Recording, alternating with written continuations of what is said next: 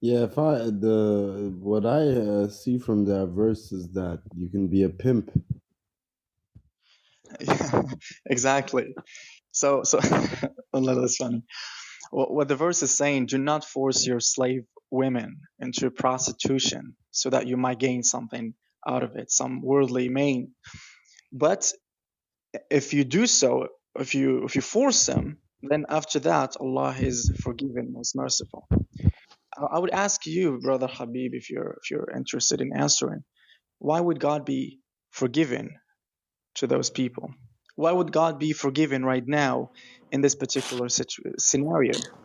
Like the guy is forcing the girl to do fornication, to prostitute herself for Right. money, basically, like a pimp brother has said. So, what's your thoughts on this? Why is it Yeah, permissible? Why is it even forgiven? yeah, 2433. It's Okay. 2433.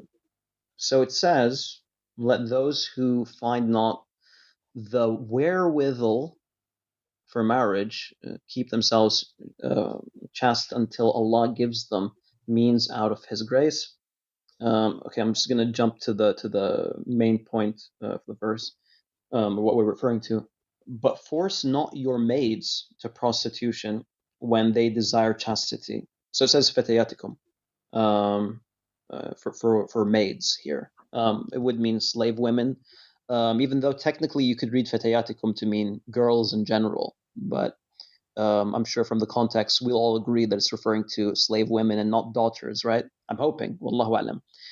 But force not your maids to prostitution when they desire chastity, in order that ye may make a gain in the goods of this life. But if anyone compels them yet, after such compulsion, is Allah oft forgiving, most merciful. Okay, so basically it's saying that don't force your girls, meaning slave girls. I mean, that's the apparent meaning of the verse. We can disagree if you guys would like to disagree. But yeah, it says don't force your girls into prostitution in order to gain something from this world. And if one forces them after that, then Allah is forgiving.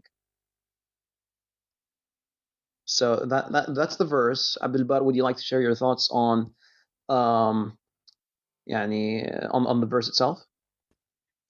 Yes, so from that verse, the apparent meaning of the verse that you read, brother Khalil, is hold on. Yeah, if I the what I see from that verse is that you can be a pimp. Exactly. So Allah, that's funny. What the verse is saying: do not force your slave women into prostitution, so that you might gain something out of it, some worldly gain. But if you do so, if you force them, then after that, Allah is forgiving, most merciful. I would ask you, brother Habib, if you're interested in answering, why would God be forgiving to those people? Why would God be forgiving right now in this particular scenario? Like the guy is forcing the girl to do fornication, to prostitute herself for Right. money, basically, like a pimp brother has said. So, what's your thoughts on this? Why is it yeah, permissible? Why is it even forgiven? yeah. I would have to look at the jessive mood, where it would seem that this should be if you did, like in regards to not if you will or in the future, this is something you're going to continue to do. But if you did, uh, then Allah is forgiving. This is something I don't think this is like speaking of like an ongoing thing. Like Allah got you, don't worry. What was that? Allah got you? What's this? What's the Surah and ayat again, please? This is Sorry, do you have the surah? 2433. Yep. It doesn't seem to be speaking about past tense. well, it says there's a jessive a mood gives you What's this? Can you tell us what this means in Arabic? Just as right. Give me a sec. Brother, I'm just a student, so I'm not on the level of you guys. But there are things that I do notice. And in that specific verse, it's saying it is a adjective mood. Then this also allows it to say did, do, have not, did not, or do not, have not, or did not. So this is basically in these examples, it could say do, have, or did. So this could be if you did opposed to if you do. May I come in 1 second? Yeah, yeah.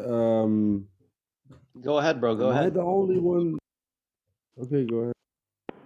And again, just again reading on where it goes and to dig into it. But when I've read this a number of times, and you look into it, and again, I'll have to get into the Arabic, and so don't go jumping on me. I don't want wolf pack back. We've had a good day today, so let's not bring out a wolf pack. But when I read this, and I try and read it over and over, isn't it that if you're compelled to do it, isn't it talking about the person to whom is being prostituted? That if she is forced or compelled to do so, not so much as Ak would call it, the pimp. We're talking about the one who desires chastity. That if you're compelled to do so, Allah will forgive her for such actions. Not so much, doesn't really even talk about the one using the one for prostitution. If I read that over and over and what I'm getting for it, I could be off, but is it talking about the one who's being prostituted, not the one who's prostituting her? Uh, I mean, like, for example, in certain parts of Nigeria, marrying off your daughter is an essential part of surviving life, right? So sometimes you might basically prostitute your daughter so your family can survive, right? And it's about and what I can read from this verse, what is denoted here from the Arabic is basically that if that happens, then there is forgiveness, and I find that beautiful. Okay, okay. Abdul Bar, would you like to share your thoughts on your understanding of the verse? On my real understanding of the verse, or the apparent meaning that you could get from the verse if you're a Your real Quranic? understanding before this room gets closed and we all get reported.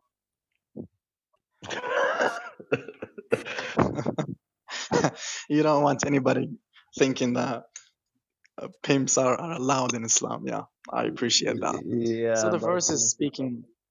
It's actually explained through the sayings of the Sahaba, like Ibn Abbas, but it's also explained through another harf of the Quran that was recited during the time of the Prophet, peace be upon him.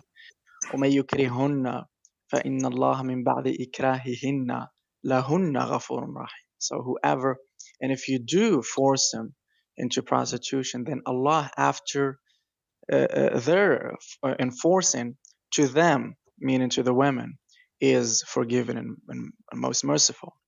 Not to the person who is doing the forcing, not to That's the guy who is forcing his that's maids. what I This, that's what I was saying, right? Is that what I was getting from that?